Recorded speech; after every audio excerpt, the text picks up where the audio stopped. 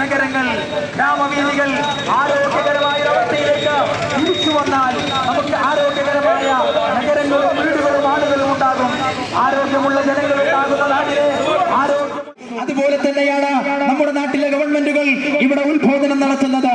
ആ രൂപത്തിൽ ഉത്ബോധനം നടത്തി ആ ഉത്ബോധനങ്ങളൊക്കെ കേട്ടിട്ടും അത് ശിരസ വഹിക്കാതെ നമ്മുടെ ഓരോ നിർദ്ദേശങ്ങളെയും കാറ്റിൽ പരത്തി നമ്മുടെ നാട്ടിൽ നടന്നുകൊണ്ടിരിക്കുന്ന അധാർമികമായ സഞ്ചാരങ്ങൾ അതിനെ നമ്മൾ തടഞ്ഞു നിർത്തണം.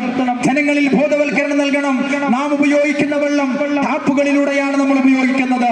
ആ ടാപ്പുകൾ ഉപയോഗിക്കുമ്പോൾ ആവശ്യത്തിനും ആവശ്യമില്ലാതെയും എത്രമേൽ വെള്ളമാണ് നമ്മളിവിടെ അനാവശ്യമായി ഉപയോഗിക്കുന്നത്.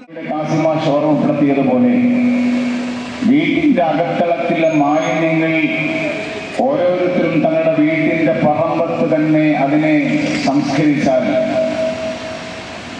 നടുറോഡിലും അതുപോലെ പഞ്ചായത്തിന്റെ കേന്ദ്രങ്ങളിലും മുനിസിപ്പാലിറ്റിയുടെ അതിർത്തികളിലും മാലിന്യ നിർമ്മാർജ്ജനത്തിന് വേണ്ടി വേറെ വഴികൾ കാണേണ്ടി വരില്ല. വീട്ടിന്റെ അകത്തളത്ത് പുകയുന്ന കുടുംബ പ്രശ്നങ്ങൾ അത് കോടതിയിലേക്കും രാഷ്ട്രീയ പാർട്ടിയുടെ ഓഫീസുകളിലേക്കും എത്തേണ്ടതില്ല. അവിടെ അത് പരിഹരിക്കേണ്ടതാണ്. MLA-മാരും മന്ത്രിമാരും കൂടുന്ന നിയമസഭാ കാര്യാലയത്തിനുള്ളിൽ നടക്കുന്ന പ്രശ്നങ്ങൾ അത് തെരുവിലേക്ക് വലിച്ചിറക്കുമ്പോഴാണ് നാട്ടുകാർ കൂടി ആ ഒരു സമയം അതിനുവേണ്ടി വിനിയോഗിക്കേണ്ടി വരുന്നത്. കൃത്യമായും പറഞ്ഞാൽ ഓരോ മനുഷ്യരും തന്നതായ ഉത്തരവാദിത്വം നിർവഹിക്കാനുണ്ട്. വിദ്യാഭ്യാസപരമായ പുരോഗതി നമ്മുടെ എല്ലാവരുടെയും ഉത്തരവാദിത്തങ്ങളാണ്.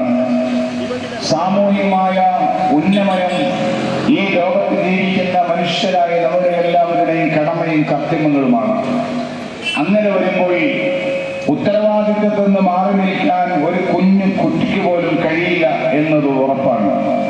അതുകൊണ്ട് തന്നെയാണ് പ്രവാചകർ നമ്മോട് പഠിപ്പിക്കുന്നത്, കുല്ലുക്കും റായിൻ വകുല്ലുക്കും മസ്ഊലുൻ അൻ റഅയ്യതി. നിങ്ങളെല്ലാവരും ഉത്തരവാദിത്വമുള്ളവരാണ്, ബാധ്യതകളും കടപ്പാടുമുള്ളവരാണ്.